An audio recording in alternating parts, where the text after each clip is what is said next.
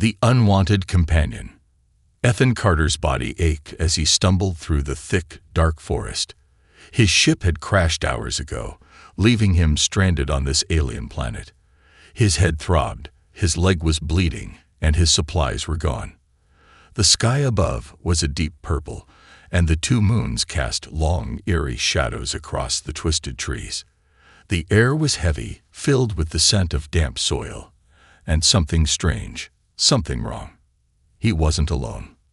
Ethan could feel something watching him. Every rustling leaf, every whispering breeze sent a chill down his spine. The creatures here were hunters, and he was the prey. He needed shelter. Fast. Then he saw it. A bunker, hidden behind thick vines and stone. It looked abandoned, but right now, it was his only hope. He limped towards it, forcing himself to ignore the pain in his leg. With trembling hands, he pressed against the metal door. It was unlocked. Strange. He stepped inside, and the door slammed shut behind him. The stranger in the dark. The bunker was small, cold, and dimly lit. A single light flickered from the ceiling, casting long shadows. The air smelled of metal and something burnt. Then he heard it. A sharp click.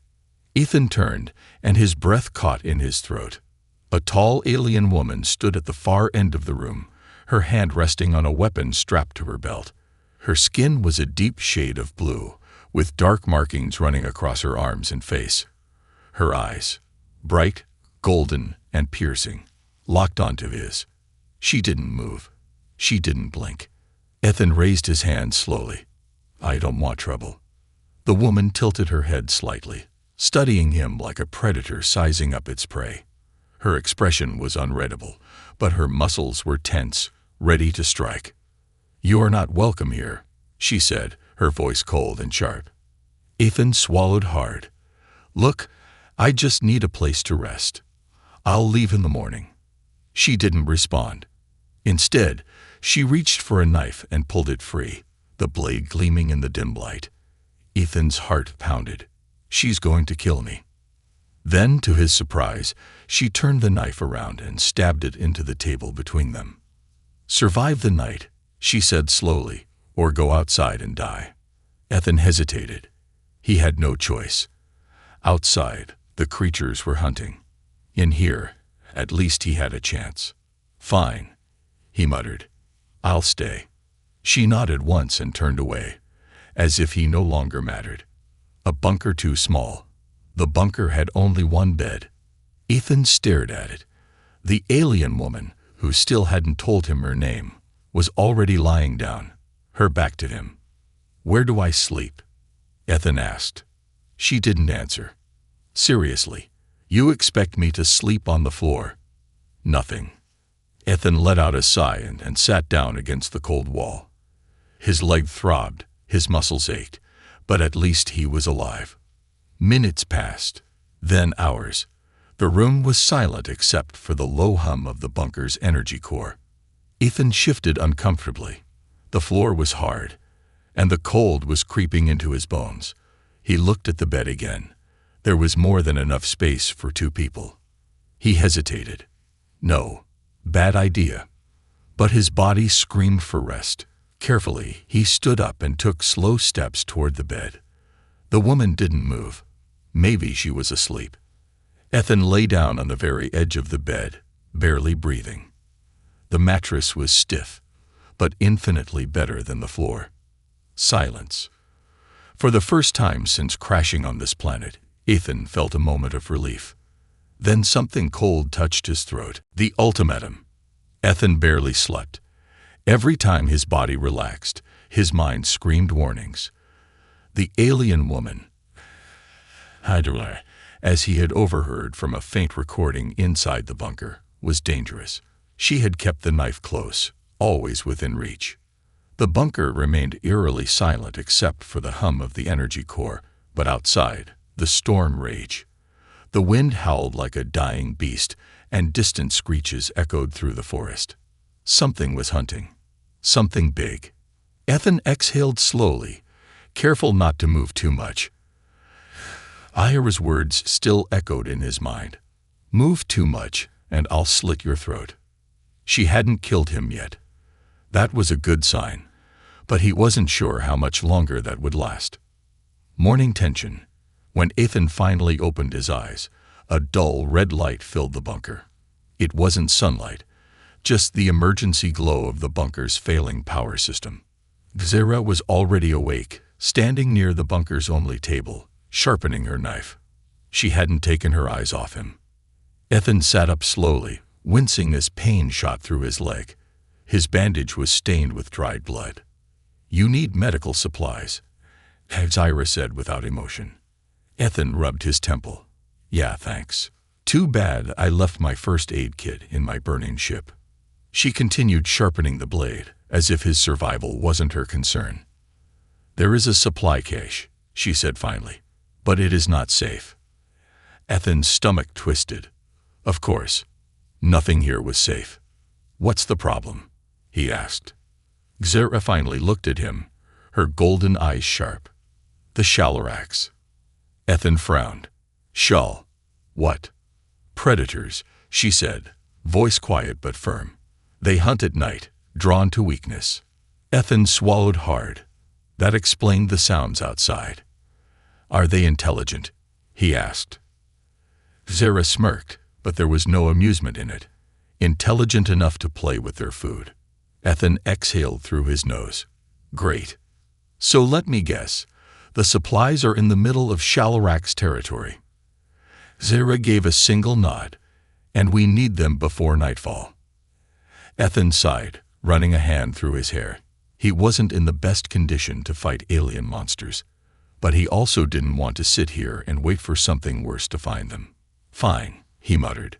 "What's the plan?" Zara sheathed her knife. "We move fast. We stay silent. If you fall behind, you die." Ethan blinked. "That's your whole plan?" Zara gave him a hard look. "Yes." Stepping into the unknown.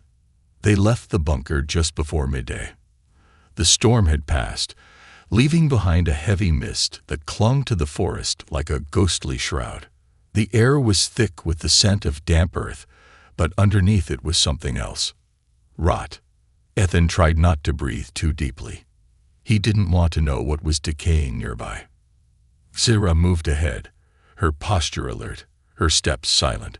She moved with the grace of a hunter, every motion calculated, efficient. In contrast, Ethan was slower, still limping from his wound. He tried to keep up. He really did. But after only 20 minutes of walking, he was already breathing hard.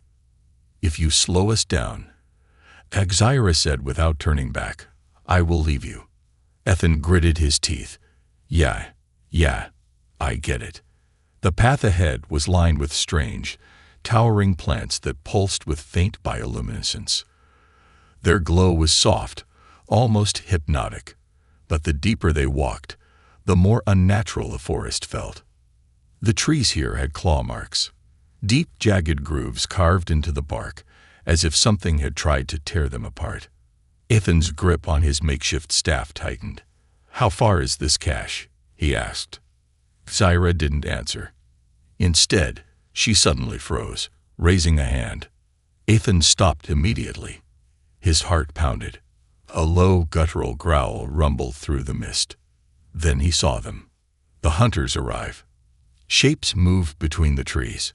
Tall, skeletal figures with elongated limbs and glowing red eyes. Their skin was stretched tight over sharp bones, and their mouths were filled with too many teeth. The Shalarax.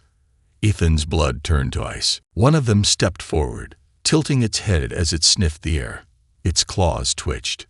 Ethan barely whispered, "They know we're here." Zara gripped her knife. "Stay quiet.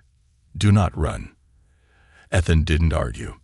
Every instinct screamed at him to run, but his brain knew better. These things weren't just fast. They were faster than him. The lead Shalarax took another step, its eyes locking onto Ethan's wound. It smelled the blood. Zara moved suddenly, stepping between Ethan and the creature. Ethan barely had time to react before she dropped to one knee and slammed her fist into the ground. A high-pitched screech filled the air. The ground beneath them vibrated. The shallow racks recoiled, their claws digging into the dirt. Ethan stared. "What did you?" Sarah grabbed his arm and yanked him forward. "Run." Ethan didn't think. He ran. The shallow racks were fast, too fast. They screeched in fury, their bodies moving like shadows, bounding between trees. Sarah moved like lightning, ducking low, weaving between obstacles.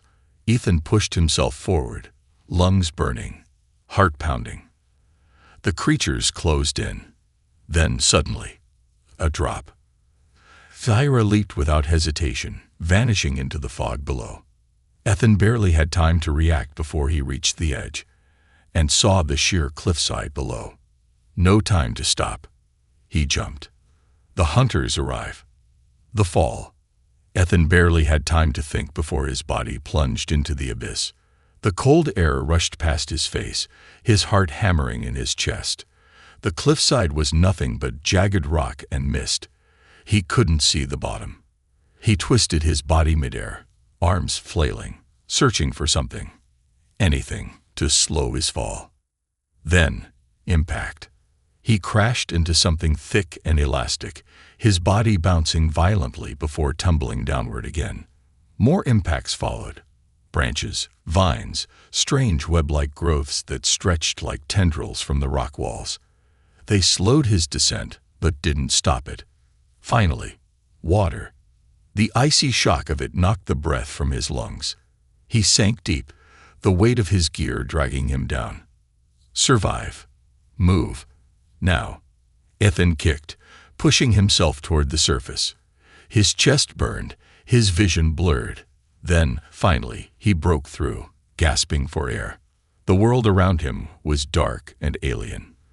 The water glowed faintly, a strange bioluminescent shimmer pulsing from beneath. Large, jagged rocks lined the shore, and beyond them, a massive cavern stretched into the unknown. Then, a splash behind him. Ethan whipped around. Sarah. She surfaced like a phantom, shaking water from her dark, soaked hair. Unlike Ethan, she wasn't gasping. She swam smoothly toward the shore, climbing out effortlessly. No panic, no hesitation. Ethan, on the other hand, dragged himself onto the slick rocks, coughing. His entire body ached, and his wounded leg throbbed with fresh pain. "You alive?" Sarah asked, standing above him. Ethan rolled onto his back, staring at the cavern ceiling. "Barely," he muttered. Sarah offered no sympathy. She turned, scanning the cavern's surroundings. "They will follow." Ethan pushed himself up. The shallow racks. Sarah nodded. They do not give up once they mark prey. A chill ran through Ethan. He could still hear them, high above, shrieking in frustration. They hadn't jumped. Not yet. But they would find a way down. Ethan took a deep breath. Then we better keep moving. The underground maze. The cavern stretched deep into the planet's core. A vast, winding network of tunnels and glowing rock formations. The water dripped from the ceiling in rhythmic drops, echoing like whispers through the empty space. Strange crystals pulsed with faint blue light, casting eerie shadows across the cavern walls. Ethan limped forward, gritting his teeth. "How far is this supply cache?" he asked. Sarah didn't answer right away. She studied the cavern, her sharp eyes scanning every corner. Finally, she spoke. "It should be close, but this place is wrong." Ethan frowned. "What do you mean wrong?" Sarah's golden eyes narrowed. This place was not like this before. A prickle of unease ran down Ethan's spine. "You've been here before." Sarah hesitated. "A long time ago." She didn't explain further, and Ethan didn't push. But something about her tone sent a warning through his gut. The first attack. They moved carefully, stepping over uneven rocks, avoiding deep pits where the glow of the crystals didn't reach. The cavern was eerily quiet, but Ethan knew better than to trust silence. Then something shifted in the shadows. Ethan froze. Xera did too, her muscles tensing. Then, a sound. Not the screech of the Shalarax. Something else. A low, guttural clicking. Ethan turned slowly. Behind them, emerging from the dark crevices of the cave, was something new. It stood at least 8 feet tall, its body long and skeletal, but armored in hard, black plating that gleamed in the crystal light. Its head was smooth, featureless, except for a wide, vertical mouth lined with needle-like teeth. Its arms were too long, ending in razor-sharp claws that twitched as it moved. And then, in a single, horrifying moment, its body split open. Its chest peeled apart, revealing rows of pulsating tendrils inside. A foul, acidic scent filled the air. Xera moved first. She grabbed Ethan's arm and shoved him hard. "Run." Ethan didn't argue. They bolted forward, sprinting through the cavern as the creature let out an unnatural screech, a sound that vibrated through the very rock. More movement. Ethan glanced back, and his stomach dropped. There wasn't just one. Shadows moved along the cavern walls, at least 5 more of the creatures crawling from the darkness. A desperate plan. "We can't outrun them," Ethan shouted. Xera's eyes darted around, searching for an escape. Then she spotted something, a narrow tunnel ahead, barely wide enough for them to squeeze through. She grabbed Ethan's wrist and yanked him toward it. The creatures lunged. Ethan barely made it, diving into the tight passage as claws scraped against the rock behind him. Xera followed, her blade flashing as she slashed at an arm that tried to grab her.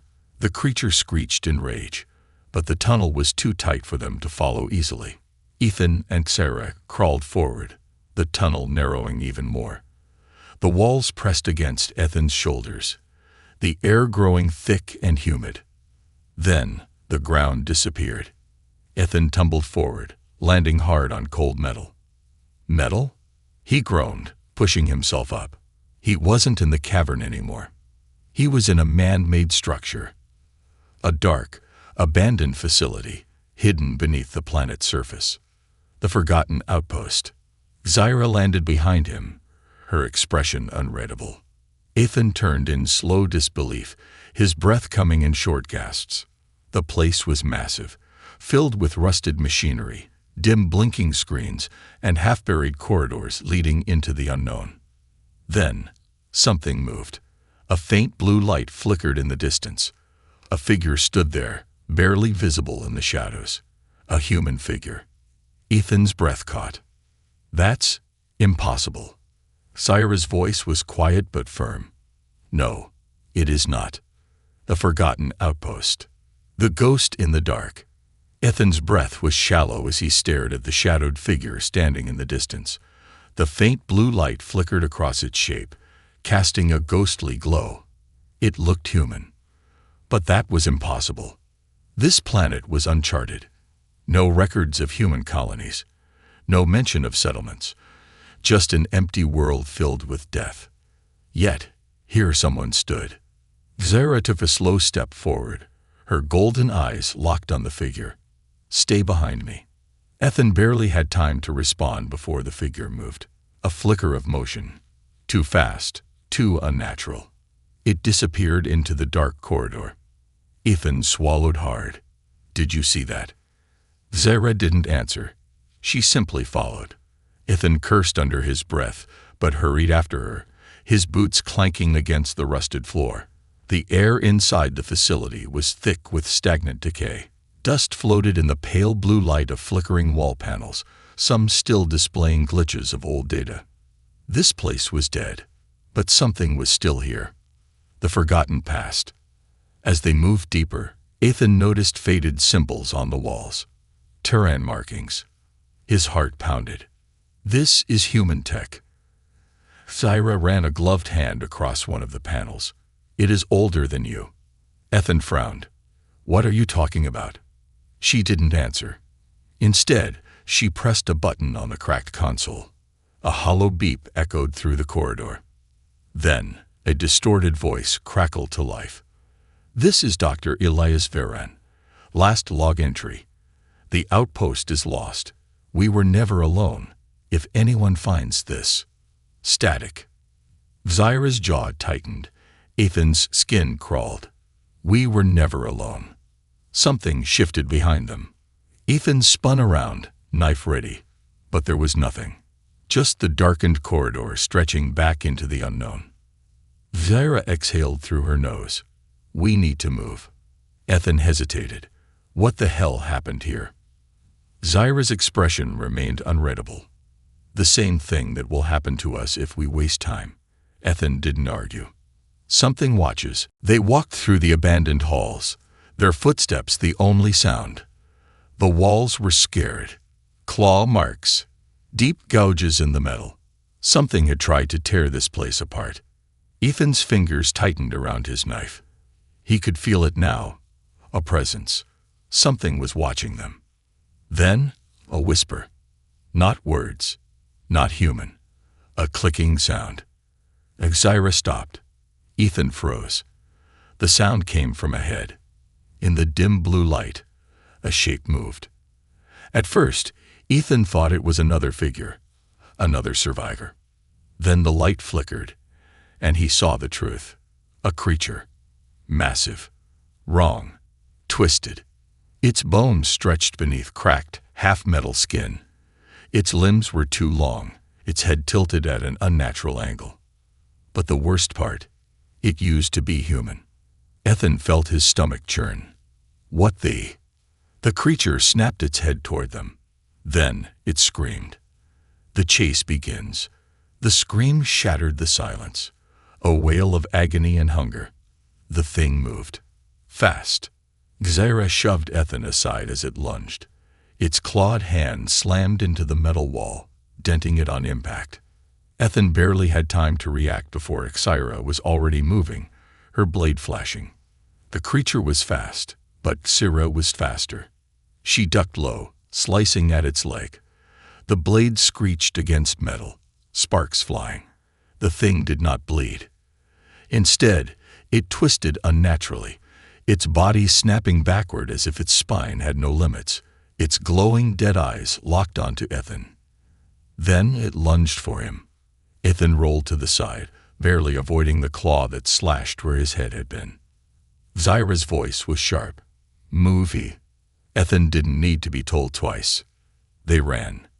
The facility's last secret.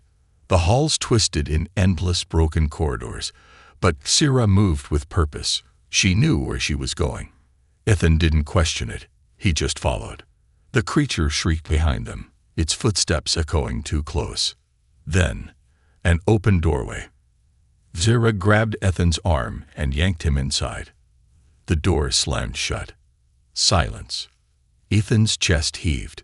His mind raced. Then he looked around. This was not just a room. This was a control center. Old holograms flickered, displaying human DNA scans. Broken cryopods lined the walls, some still covered in frost. But Ethan's eyes locked onto one thing. A glass chamber. Inside it, a human body, perfectly preserved. Zyra's gaze darkened. Ethan turned to her, his voice barely a whisper. What the hell is this place? She finally spoke. The reason your kind was never supposed to return. Ethan's blood ran cold. Behind them, the creature slammed into the door. The facility was waking up, and something else was waking with it. The last stand. The awakening. The facility trembled.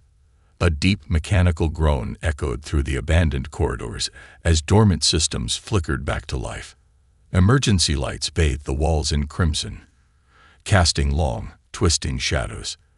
The distant wail of alarms filled the air, a ghostly reminder of the chaos that had once consumed this place. Ethan barely had time to process it all. The shattered cryopods, the half-human monsters, the truth about this facility. And now something was waking up. His gaze snapped to the glass chamber at the center of the room. Inside it, the preserved human body remained motionless, but the flickering monitors beside it told another story. Vitals I gens. Active. Roy G Induration C Wasel. 89% complete. Zyra moved first. She placed a hand on the chamber's cold surface, her golden eyes filled with something Ethan had never seen before: recognition. Ethan's throat was dry. "You know who this is?" Zyra didn't look at him. She just whispered. He was the first. The truth of the first human. Ethan's mind raced. The first. His pulse pounded as he looked at the man inside the chamber. The face was unfamiliar, but the suit he wore, black with golden insignia, was undoubtedly Terran military. Ethan turned toward the old terminal nearby, frantically scanning the data logs. One of the files was still intact. He activated it. A holographic recording flickered into existence. A woman in a white lab coat, her face tight with exhaustion, appeared on the screen. Her voice was shaky but determined. Final log entry. Dr. Elias Ferran. "We tried to warn them. We tried to stop it. The project was never meant to reach this stage." But the Terran High Command. Static. Then, her face returned, this time paler. Eyes wide with terror. "They did something to him. He is changing. If we wake him up, we won't survive." The recording cut off. Ethan turned to Zyra. "Who is he?" Zyra exhaled slowly. The last soldier of a forgotten war. The rising threat. Before Ethan could respond, a metallic crash shattered the moment. The doors to the control room buckled inward, screeching under immense pressure. The creatures were here. Their inhuman screeches rattled through the air as razor-sharp claws pierced through the doorframe. Zyra moved immediately, drawing her blade and stepping into position. Her expression was calm, but her stance was that of someone preparing for war. Ethan checked his pistol. One shot left. They had nowhere to run. The facility had become their tomb. Then, the sound changed. A new hiss, deeper, filled the air. Ethan turned, his breath catching in his throat. The chamber was opening. The first human was waking up. The final battle begins. The glass shattered, mist pouring from the chamber as the figure inside took its first breath in centuries. The creatures screeched in unison, their aggression immediately turning toward the awakening being. And then, he moved. It wasn't human. Not anymore. The man who had once been a soldier rose from the chamber, but his body had changed. His veins pulsed with golden energy, his skin no longer entirely flesh. His eyes opened, pure white. No pupils, no soul. He stepped forward. The air rippled. And then, the creatures attacked. The first lunged, claws extended. The soldier didn't move. Then, a shockwave. Ethan felt it before he saw it. A blast of energy erupted from the soldier's body, sending the creatures flying across the room. Their screeches turned into agonized wails as they disintegrated midair, their bodies turning into ash. Ethan's mind barely comprehended what he was seeing. Power beyond anything he had ever known. Zyra whispered under her breath. They turned him into a god. The choice. The facility shook violently. Ethan staggered as debris rained from the ceiling. The energy from the soldier's awakening was tearing the structure apart. Zyra grabbed his arm. "We need to leave. Now." But Ethan hesitated. The first human had turned toward them. His glowing, white eyes locked onto Zyra. Then, in a voice deep and distorted, he spoke for the first time in centuries. "You are not supposed to be here." Zyra's hand tightened on her blade. "Neither are you." The soldier tilted his head, as if analyzing her response. Then, he raised his hand. Zyra moved instantly, shoving Ethan aside just as a wave of golden energy tore through the space where they had been standing. Ethan hit the ground hard, gasping as the air crackled with raw power. He was not human anymore. He was something else, something beyond them. And he was not going to let them leave. The escape. The facility's support beams collapsed, sending fire and debris through the air. Ethan scrambled to his feet, gripping Zyra's arm. "We have to go." Zyra's jaw clenched, but she nodded. They ran, The corridors behind them imploded, consumed by the energy wave of the awakened soldier. The creatures, the remnants of the failed experiment, were wiped out instantly, reduced to dust. Ethan and Xyra burst through the last exit hatch, leaping just as the entire facility exploded.